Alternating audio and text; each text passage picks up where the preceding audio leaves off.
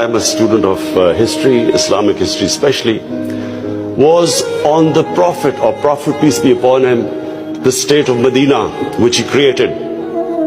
Now, why do I say the state of Medina? Because the state of Medina laid the foundation of one of the greatest civilizations in the history of mankind. The principles that found the foundation of the state of Medina is what for the next 700 years was the greatest civilization on earth. And what were those principles? The state of Medina was founded on incredible principles of justice and humanity. It was the first time a welfare state was made, a state that took responsibility of the weak, what China has done right now.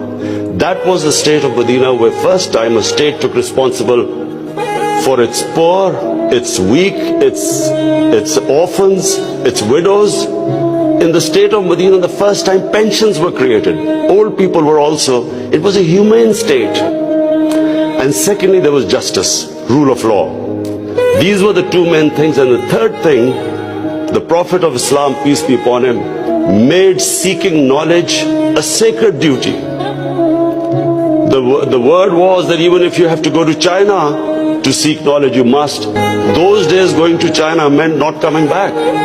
So the emphasis on seeking knowledge.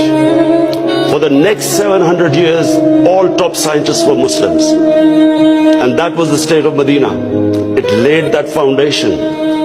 And then the way minorities, other religious people were treated. The Prophet signed famous the Misaq-e-Medina. There's still a letter in St. Catherine's Church which was signed with the Christians, that your places of worship will be, till the end of time, they will be protected by Muslims. Secondly, that no forcible conversions would be in Islam. Thirdly, the Prophet's last sermon, it is a charter of human rights. It's about how human beings are equal. So it was a humane state created, rule of law, emphasis on education, that led to the growth of Muslim civilization. So this is, in Pakistan, we want the same basis of our state.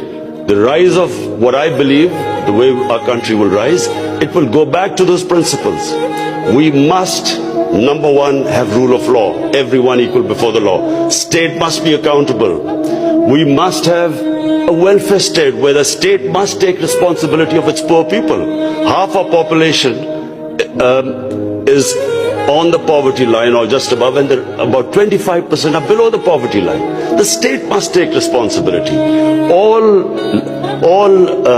policies of the state must be like in China. How do we lift the people from the bottom? And the most important thing is that we must, in Pakistan, start a reform program. Reforms are painful, but it is essential if we have to get out of our current problems.